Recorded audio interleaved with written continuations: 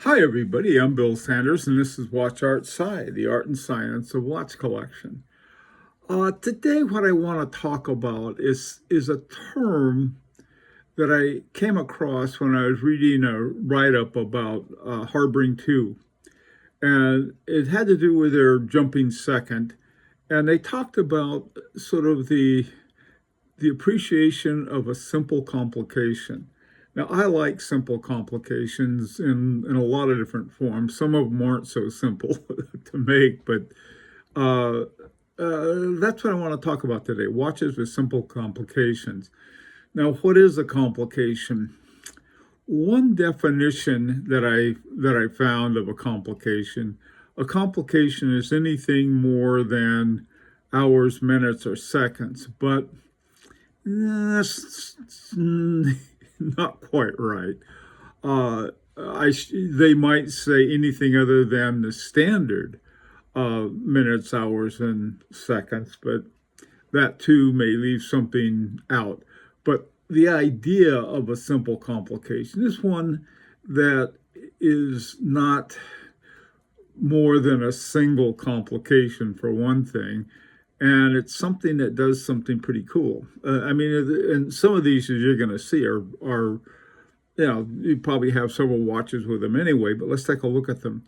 The first one, the simple complication, is one I've always really liked, and this is Jaja Lecoutre's True Second. Now, it's it's a I think it was, they used to have a line of watches called the Geophysic. I'm not sure if they still make this or not. And I know they took out the Geophysic line for some reason, but uh, in the Geophysic, they had this one watch called the True Second. And I think there's another one that they had that may have been a world time or something that also had the True Second. What is a True Second? They're also called jumping seconds and sort of a doctor's second because they jump in a second. Just about every quartz watch has jumping seconds, but it's an added complication to a mechanical watch because as your spring unwinds very slowly, your seconds tend to have a very smooth arc to them. Okay, so what did they do on this? You can see there it says the true second wheel, and there's a true second pinion on it. And there's a spring, and the what happens is that the spring acts almost like a little remontoire. It rewinds and kicks over the second. Now, the phasing on this is a 28,800 VPH movement, and so they have to do this every 4 rotations. Then they pop the second up one, and they do it with this 2 second spring you can see in the lower right there. And they have a little whip and hits that sucker, beep, beep, and goes up, and the whip comes around every second. But it's based on the 1/4 of 28,800 VPH. So anyway, so that's one. So you see something like that, and to me, this particular one, I'm sure the one that Harboring 2 has is also ingenious.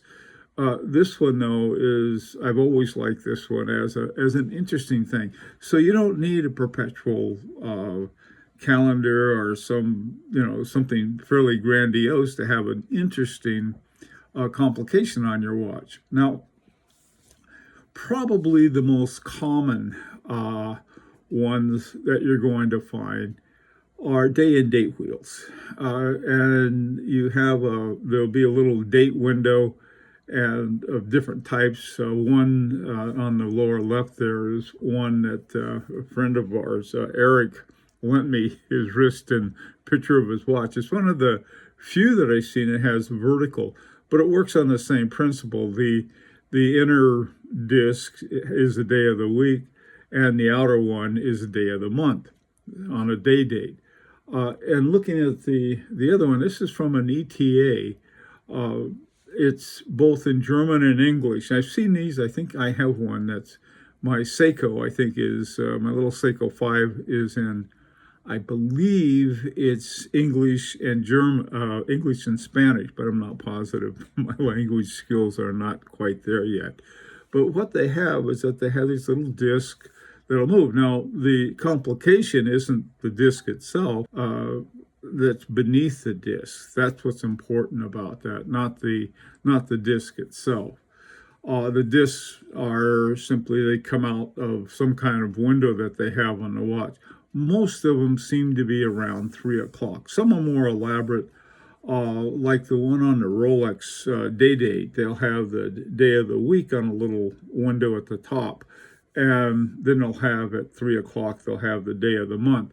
I think the reason Rolex does that is that by using the outer circle, I guess, of your watch, you have more room to print out the name of the day of the week, and that's what you'll see on a Rolex day date.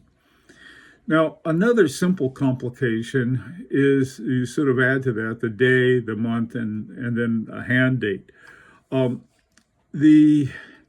Instead of using a disc on the inside for the day of the month, what a hand date does, it works like almost like a second hand. You can see it down there at about 7:30 in the picture on this Vessero Constantin 55 or 56, and it has that in a moon phase as well.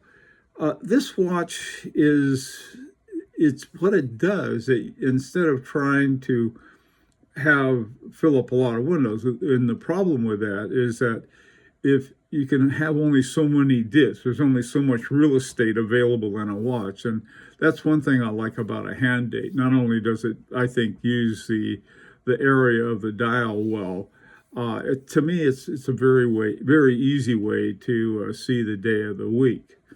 Now, these next ones, these are retrograde complications. And retrograde complications are just fun. I mean, they have probably the most common retrograde you're going to find is on a power reserve indicator. And they will go down and you wind it up and it come back up again. That's a retrograde movement. Some of the other ones, a really interesting one up in the upper left there is the dual retrograde with the hand date. And what they did is that this is on a Van Cleef & Arpels. It's a dual calendar. On the one hand, on the outer rim, they have what looks like a hand date, but it's not. With a little red tip, that's a second hand. That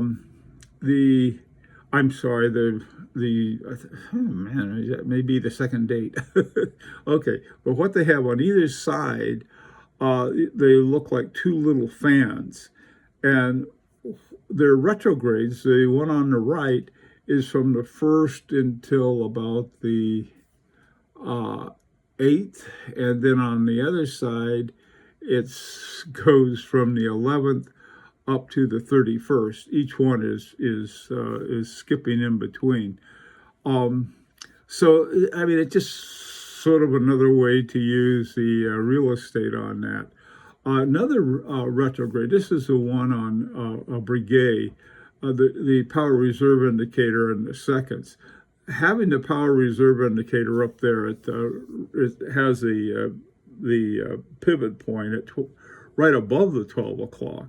And then it goes down and it shows the running out of juice. And then down on the bottom, they have one that flicks back and forth. Another one, a very dramatic one, is this is a Roger Dubuis sympathy, and it has a day and date retrograde. That's another one that is, I mean, you look at it, and part of the design is the retrograde itself.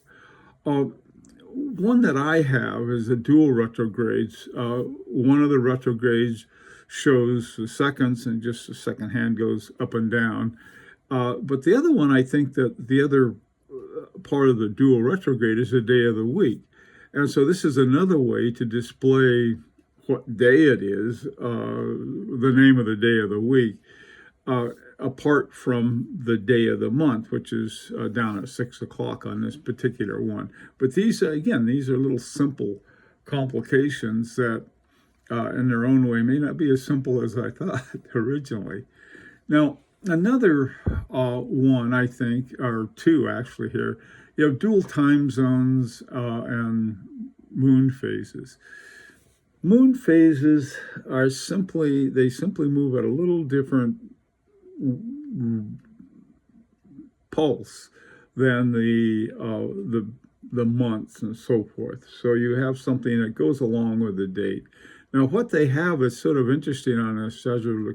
Around the moon phase, they have a hand date from 1 to 31. So it's sort of an interesting one to put them together like that. And you can see the differences between the phases of the moon and the days of the month.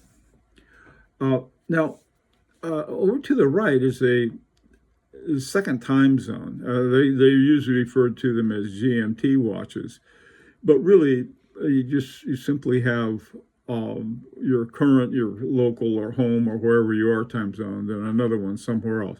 These are great for travel, but it's when we talk about a simple complication, looking at it, it's pretty simple. There's actually on that omega, it's hard to see, but there's also a little date window over at 3 o'clock, which is, to me, a little bitty date doesn't help too much. Okay, well, the second time zone is simply a different colored arrow, and it points to whatever hour it is wherever you are. I have one that has two different hour windows, and then it has retrograde minutes on it. So that's relatively simple, but I think elegant complication for a simple complication. Now, finally, I want to talk about gear teeth, and these are, again, a type of simple complication. Moser, in looking at the write-up about Moser's materials, you find they refer to Moser teeth, and what Moser teeth are is really a epicycloidal teeth, and the way the teeth mesh, they're almost like balls. They sort of roll into one another rather than having sort of this clumping together. And you can see down there in the bottom left, you can see a little circle. That shows where the point of contact is. The point of contact is not at the bottom where the tooth is mostly engaged, but it's over on the side. And then when the teeth move, they roll out of each other. Now, one of the most amazing teeth, gear teeth, are Agonor's, what are called Agonas spring locking teeth. What they show there's two pictures over there on the right, the top right. You can see the dashed line, and the dashed line shows where you can find some slippage. So even in epicycloidal teeth, you can have some slippage. And so what Agonor did, Jean-Marc Viderec, he split the teeth to act like a spring. And so here you have the tooth is split, and so one of it, when the gear goes in, there's a spring-like thing that will hold it into place, and so there's no slippage. There's no room for it to slip. One of the movements that it's in is a fairly revolutionary a chronograph movement called the Agongraph. Anyway, those will be the ones that are simple but not simple. Okay, and when I should say it this way, they're ingenious. They don't have to be sort of using a lot of bolts and everything to make something, to have a complication that is sort of elegantly simple. And I think both of these examples of gear teeth are are wonderfully elegantly simple, and some of the other ones too. I like retrogrades as well for the same reason. Well, anyway, that was those are my sort of my views on simple complications. And take a look at your watch and see anything beyond sort of basic hours, minutes, and seconds, and see what you got on your watch, and let me know what it is.